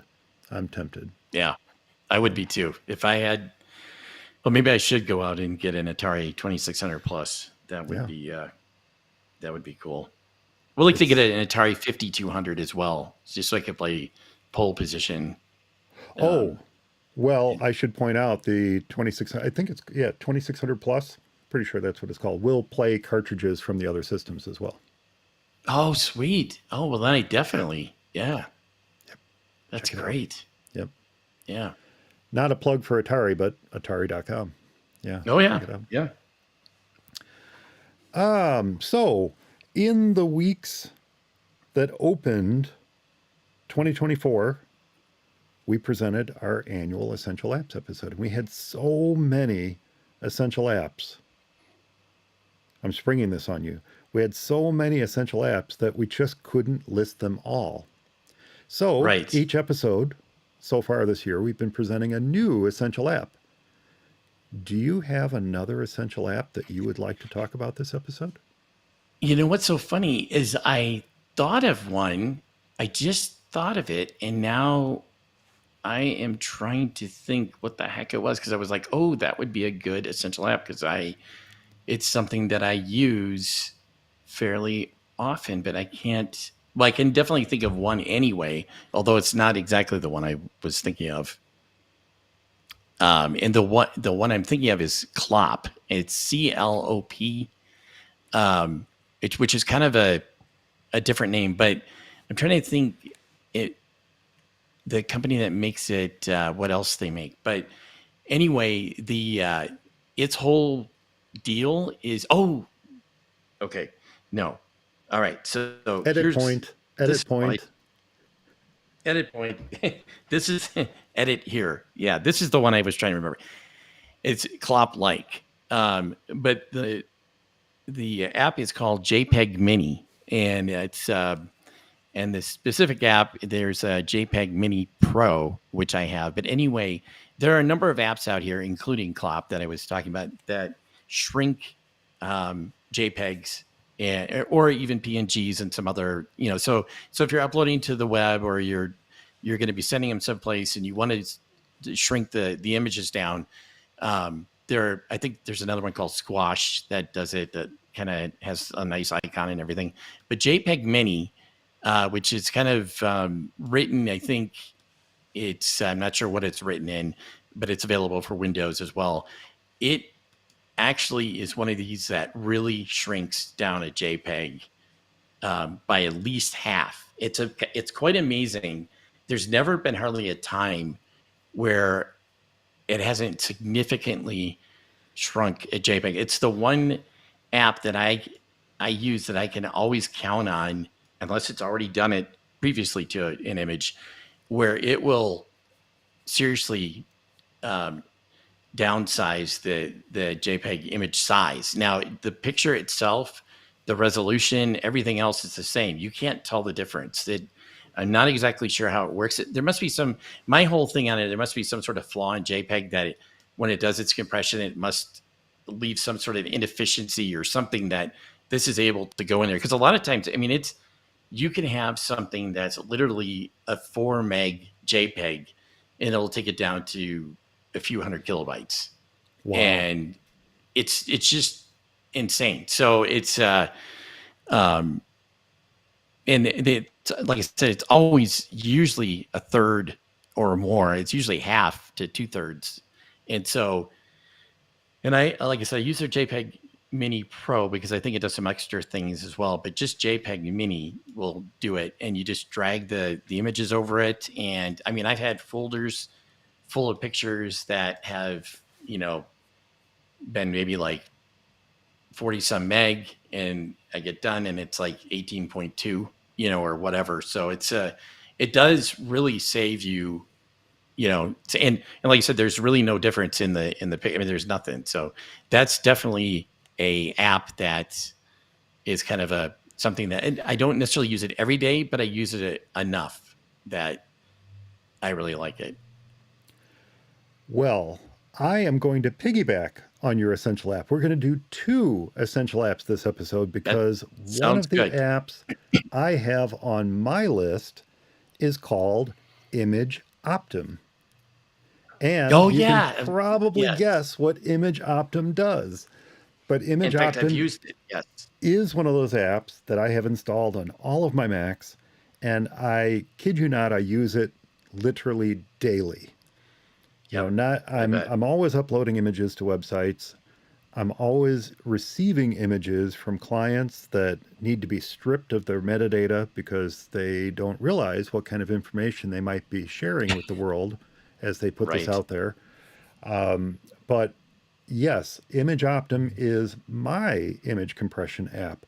And much like yours, it will not only compress JPEG images and do so with very little negligible difference between the original and the optimized version of it, but it will also compress PNGs or pings, as I call them. And Yep. while it's doing so, it will do things like strip that EXIF data, it will strip color profiles, it will strip GPS data, it will strip rotation information, color optional chunks in PNG files, and gamma. gamma chunks in PNG files. So it does a really good job of reducing the file sizes of JPEGs. It gives you a handy little savings percentage over on the side as it's squashing your images, which I always like to see. And then you know it's done because it puts a nice little green check mark next to it when it's all set and ready to go. The one thing I wish it would do is I wish that in the process of compressing the images, it would retain the original. Instead, what it does is it overwrites the original with the new compressed version. And Can I do you wish there was a way to say, no, no, don't do that. Create a second copy. can you there's no option for that? There is no option for it that I have found. No, it just compresses the original, which is fine. That's fine as long as I know that's going to happen.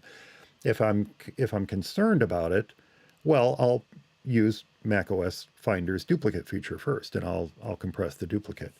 But other than that, it does a great job, and you can do things like well, you can optionally strip the metadata. I should say that there's checkboxes to turn that off. There's also a checkbox to turn on lossy minification. So that's important too. If you want to be able to make an image smaller, but really not change the way it looks, you can do lossy. Or I'm sorry, if you don't care as much about how it looks, I guess I should say that it's the opposite of what I said. If you Right. You can enable minimize lossy more. minification, your image may visibly change. It may become blockier because it's going to apply much more aggressive compression to it. But when you do enable lossy minification, there are options to adjust the quality. There's options to adjust the quality not only on JPEGs but on PNGs and GIFs as well. And then you can also tweak the optimization speed. And while I don't have a particular way to tell you what these different levels mean, and I suppose I could look it up, the optimization speed options are fast, normal, extra, and insane. So I presume that the faster it is going through the process of optimizing an image, the less optimization will occur. The more time Mhm. you give it to optimize the image, The the better more optimized the image will be. So that's how I right. interpret that setting, and that's what seems to be the case. Now, the neat thing about Yeah. Image Optim is that it is a Mac only app. It is an open source app, which I love open source apps. It works on Mac OS 11 or higher. Now, there are older versions of it that will work on older versions of Mac OS. And because it's open source, they also list a number of not older, they also list a number of other versions on their website for operating systems like Linux. There's an app called Trimage, Trimage, Trimage, which is similar to Image Optim and uses, the same tools under the hood. But Image Optim itself is Mac only. Oh, and sure enough, here are versions here for macOS 10, 10.6, 10.5, 10.4, and then all other Mac versions. And then to our discussion we were having earlier, there are also available scripts for Automator. There's a Yeah. command line interface and a Sketch plugin. So all very cool. And if you like the app and you want to support the service, they also offer a web service, which is not free. You sign up for it and you pay it's $12 a month, $49 per month, or $245 per month, depending on the number of images that you need to optimize in any given month. So $12 a month gives you the opportunity to optimize up to 2,000 images per month. So most home People are users or most small businesses are going to get by with that. If you do yeah. need to do more than that, well, you can pay much more and then take Yeah. advantage of their API to integrate your systems with theirs to optimize remotely. So very cool app, very cool service, and much like JPEG Mini is also free, right? No, JPEG Mini does cost something. Well, there's Pro. I Yeah, the Pro definitely does. I thought the JPEG Mini itself did too, but it was pretty reasonable. But I don't think there's subscription. It just they come out with a new version every now and then. And I want to say too, I've used Image Optim and it's really great. And one of the things I do like about it too is that it is scriptable, or like you talked about using Automator with it. I've used it in that way where I've kind of automated a workflow in a way where I've had Image Optim in there. And JPEG Mini does not do PNG files or pings, like you said, and doesn't do some of the other things that Image Optim does. It, like I said, it really only does one thing, and that's compress JPEGs or make them smaller. And it does that extremely well, or probably better than just about any other app I've seen. But it it's not Image Optim either. So And that's there's definitely room for both. and that's what makes JPEG Mini so valuable. If Right. the primary images you're working with are JPEGs and you need to get the best compression you can get out of them on a Yeah. consistent basis, definitely give Yep. JPEG Mini a try. And if you just need kind of a Exactly. general use type app, maybe give Image Image Optim. Optim a try. One thing I Yeah. wanted to point out here, real quick, and this is a warning that they give on their site, and I want to make sure I mention this because this is super important. There are knockoffs in Apple's App Store. So Oh, beware of those. Apparently, Apple has already been selling three different knockoffs in the App Store. Image Optim is given for free on terms that basically say you can do whatever you want, except taking this freedom away from others. They say Apple does not allow such permissive terms, and they require all App Store users to accept DRM and legal restrictions, and that's something that the developers of this just don't want to do. So, if you would like to get Image yeah. Optim, you have to go to the website Image Optim, and that's OPTIM, imageoptim.com, and you'll find a link for that and a link for JPEG Mini in this week's show notes. Yeah. Both awesome apps. Both awesome apps. And that's going to do it for this episode of For Mac Guys Only. I hope everyone enjoyed it. Remember, I do love to get your letters. So if you have any comments about the show, a tip to share, or a software or hardware problem with your Mac, be sure to leave your thoughts in the comments of this week's show notes found at formacguysonly.com, or drop me a line, Mike at formacguysonly.com. And be sure to subscribe to the show's YouTube channel at youtube.com/FMEOTV. Click the little notification bell and you'll find out when we're going live. You can join the chat room and you can catch all the behind the scenes stuff that doesn't make the final cut of the show. Eric, what's the best way for folks to get a hold of you? The best way to go to get a hold of me would be Eric at formacguysonly.com. Thanks so much for listening, everyone. Thanks to Eric for joining me this episode. Stay And Jim subscribed, and Brian. and we'll talk to you next time. And we're also going to say good night to Jim and Brian in the chat room. Thanks for joining us today. And yeah, congrats again, Jim, on 40 years of Panorama. That's so awesome. That is awesome. That's so awesome. That is August 2024 will be the 40th anniversary. Very cool. Wow. Very cool. And that is a terrific application. Yep. So thanks It's again, amazing. guys. Have a great weekend. Thank you, Eric. And we'll talk to everyone soon.